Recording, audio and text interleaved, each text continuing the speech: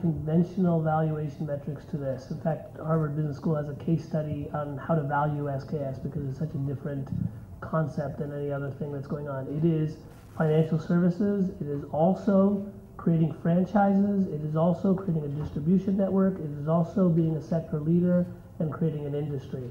So how do you value that? Another way to think about it is, how do you value a channel to the base of the pyramid? C.K. Prahalad, the late C.K. Prahalad, said there's a fortune at the base of at the bottom of the pyramid, and this is a path to that. How do you value that? Certainly not any conventional metrics.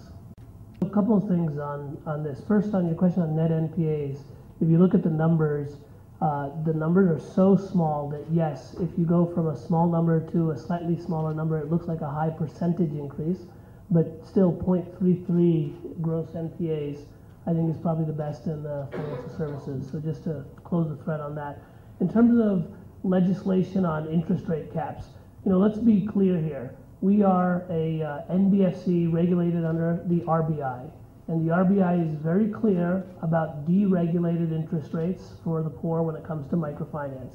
They believe that liberalization of interest rates actually creates more access to finance than interest rate caps. And we have to give credit to RBI because they're very informed, they've done their research, they've looked at the data, and they're very clear on this. And we are regulated by the RBI.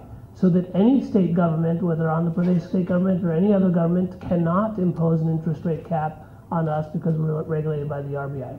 Now, let me put aside the legal jurisdiction question and actually get to the substance of whether we think interest rate caps are good or not.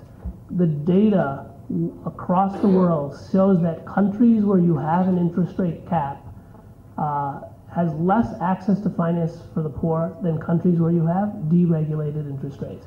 And this is because there is a high cost to running our business.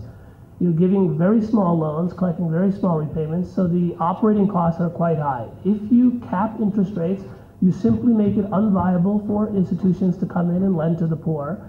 As a result of that, they'll have to go back to money lenders. That's why deregulated interest rates actually creates more access to finance for the poor, and the best way to bring down those interest rates is increased competition. I'm going to show you two pieces of slides